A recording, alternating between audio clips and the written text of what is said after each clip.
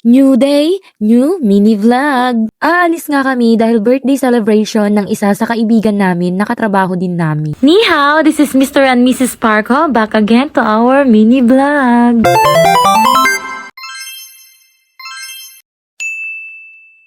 For today's ganap, makiki-birthday nga kami sa kaibigan namin, nakatrabaho din namin. Magkaibang department lang. At dito lang din to malapit sa amin yung narent niyang KTV. And here the birthday boy, Lakay. So, medyo late kami dito nang dating ng a little bit lang naman. Kaya for the quick muna ang introducing sa mga friends niya dahil late nga kami. Syempre hindi ako yung nag-camera dyan, yung asawa ko dahil medyo shy type ako dyan ng a little bit lang. So, dalawang KTV room nga yung kinuha niya dahil nga sobrang dami niyang friend. Yung iba dito is katrabaho niya and then yung iba naman is tropa pits na niya. So, sobrang dami nga niyang friends. Pwede na tong tumakbong mayor dito sa distrito ng Tunan. Ganun kadami yung friends niya. At hindi na rin ako magtataka kung napakadaming kaibigan ng taong to dahil sobrang solid ng taong to. Wala talaga kaming masabi sa ugali niya, napakabait. At wala siyang pinipiling tutulungan anytime, anywhere. Basta pag tinawagan mo tong taong to, pupuntahan ka niya kahit anong sakuna. Ganun siya, best.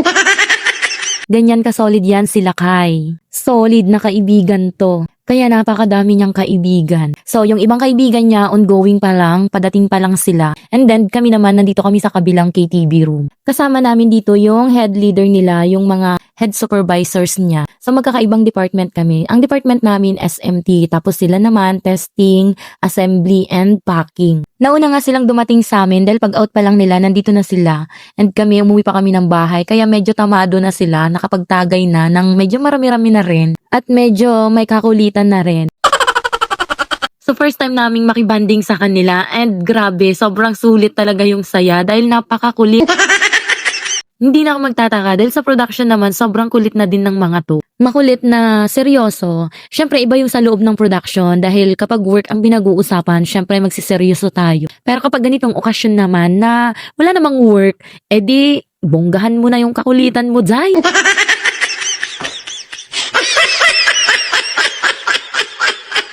Ay grabe, ang love trip ko talaga dyan. Wala na akong ginawa kundi tumawa ng tumawa sa kanya. Dahil ang trip niya talaga is yung lagayan ng kanin.